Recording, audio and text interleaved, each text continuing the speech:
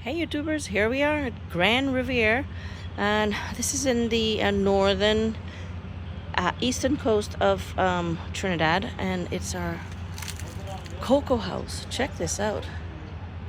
This is amazing. Oh my goodness.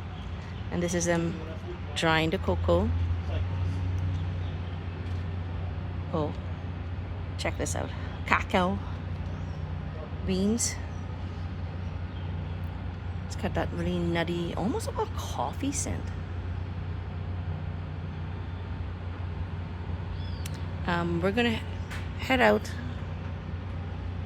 into their little shop, and we're gonna purchase some of their instant hot chocolates and chocolate bars. Again, 1990s Cocoa House, Grand Riviere. Talk to you in a second.